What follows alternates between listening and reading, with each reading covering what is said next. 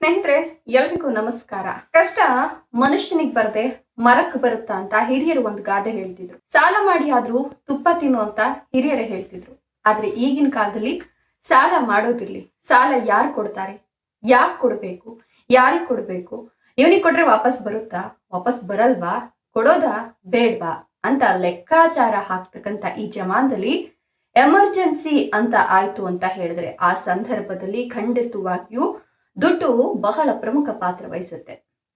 ಅದು ಅಪಘಾತ ಆಗಬಹುದು, ಅಥವಾ ಆರೋಗ್ಯ ಸಮಸ್ಯೆ ಆಗಬಹುದು, ಇಮಿಡಿಯೇಟ್ ಆಗಿ ಏನೋ ಒಂದು ಆಗಬಹುದು. ಅಂತಹ ಸಂದರ್ಭದಲ್ಲಿ ಒಂದಷ್ಟು ಸೇವಿಂಗ್ಸ್ ಇಲ್ಲ ಅಂತ ಹೇಳಿದ್ರೆ ತುಂಬಾ ತೊಂದರೆ ಆಗುತ್ತೆ. ಸೊ ಅಂತ ಸಂದರ್ಭದಲ್ಲಿ ನಾನ್ ತಿಳಿಸ್ಕೊಡ್ತಕ್ಕಂತ ಈ ಒಂದಷ್ಟು ಲೋನ್ ಅಪ್ಲಿಕೇಶನ್ ಇಂದ ನೀವು ಒಂದಷ್ಟು ಸಾಲ ಸೌಲಭ್ಯವನ್ನ ಪಡ್ಕೊಳ್ಬಹುದು. ಸೊ ಇವತ್ತು ಕೂಡ ಅಂಥದ್ದೇ ಒಂದು ಲೋನ್ ಅಪ್ಲಿಕೇಶನ್ ಬಗ್ಗೆ ಮಾಹಿತಿಯನ್ನ ಕೊಡ್ತಾ ಇದ್ದೀನಿ.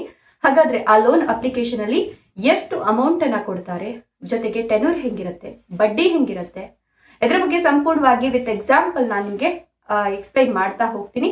ಅದಕ್ಕಿಂತ ಮೊದಲು ಸ್ನೇಹಿತರೆ, ನಾನು ಮಾಡ್ತಕ್ಕಂಥ ವಿಡಿಯೋಗಳಲ್ಲಿ ನಿಮ್ಗೆ ಲೋನ್ ಸಿಗ್ಲಿಲ್ಲ ಅಂತ ಹೇಳಿದ್ರೆ ಅಂತಹ ಸಂದರ್ಭದಲ್ಲಿ ನಾನು ಡಿಸ್ಕ್ರಿಪ್ಷನ್ ಬಾಕ್ಸ್ ನಲ್ಲಿ ಮತ್ತೊಂದಷ್ಟು ಲೋನ್ ಅಪ್ಲಿಕೇಶನ್ಗಳ ಬಗ್ಗೆ ಮಾಹಿತಿಯನ್ನು ಕೊಟ್ಟಿರ್ತೀನಿ. ಅಂದ್ರೆ ಲಿಂಕ್ ಅನ್ನ ಪ್ರೊವೈಡ್ ಮಾಡಿರ್ತೀನಿ. ಸೊ ನೀವು ಅಲ್ಲಿ ಕೂಡ ಹೋಗ್ಬಿಟ್ಟು ಚೆಕ್ ಮಾಡ್ಕೊಳ್ಬಹುದು. ಹಾಗೆ ಸ್ನೇಹಿತರೆ, ನಾನ್ ಮಾಡ್ತಕ್ಕಂಥ ಈ ವಿಡಿಯೋಗಳು ನಿಮ್ಗೆ ಇಷ್ಟವಾಗ್ತಿದೆ ಅಂತ ಹೇಳಿದ್ರೆ ಈಗಲೇ ನಮ್ಮ ಚಾನೆಲ್ ನ ಸಬ್ಸ್ಕ್ರೈಬ್ ಮಾಡ್ಕೊಂಡು ಪಕ್ಕದಲ್ಲಿ ಬರ್ತಕ್ಕಂಥ ಬೆಲ್ ಐಕಾನ್ ಮೇಲೆ ಕ್ಲಿಕ್ ಮಾಡ್ಕೊಂಡ್ರೆ ನಾನ್ ಮಾಡ್ತಕ್ಕಂಥ ಲೋನ್ ಅಪ್ಲಿಕೇಶನ್ಗಳ ಸಂಪೂರ್ಣ ಮಾಹಿತಿ ನಿಮ್ಮ ಮೊಬೈಲ್ ಅನ್ನ ತಲುಪ್ತಾ ಹೋಗುತ್ತೆ.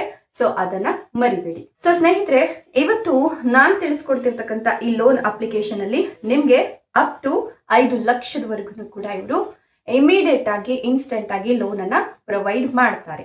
ಸೊ ಈ ಒಂದು ಲೋನ್ ಅನ್ನ ನೀವು ಆನ್ಲೈನ್ ಮೂಲಕ ಕೂಡ ತೆಗೆದುಕೊಳ್ಳಬಹುದು. ಸೊ ಈ ಒಂದು ಲೋನ್ ಅಪ್ಲಿಕೇಶನ್ ಅಲ್ಲಿ ನೀವು ನಾನು ಆಗ್ಲೇ ಹೇಳ್ದಂಗೆ ಅಪ್ ಟು 5 ಲಕ್ಷದವರೆಗೂ ಕೂಡ ಲೋನ್ ಅನ್ನ ಪ್ರೊವೈಡ್ ಮಾಡ್ತಾರೆ.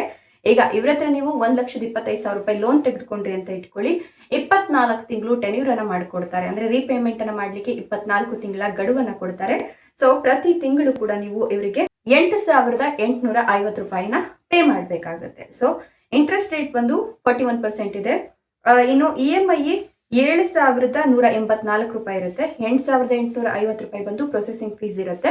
ಸೊ ನೀವು ಟೋಟಲ್ ಅವರಿಗೆ ರೀಪೇಮೆಂಟ್ ಮಾಡೋದು 1,72,416 ರೂಪಾಯಿ. ಅಂದ್ರೆ ಬಡ್ಡಿ ಬಂದು 47,467 ರೂಪಾಯಿ ಆಗುತ್ತೆ. ಸೊ ಬಡ್ಡಿ ಮತ್ತೆ ಪ್ರೊಸೆಸಿಂಗ್ ಫೀಸ್ ಎಲ್ಲ ಸೇರಿ ನೀವು ಒಂದು 47,476 ರೂಪಾಯಿ ಬಡ್ಡಿಯನ್ನ ಕಟ್ಟಂಗ ಆಗುತ್ತೆ.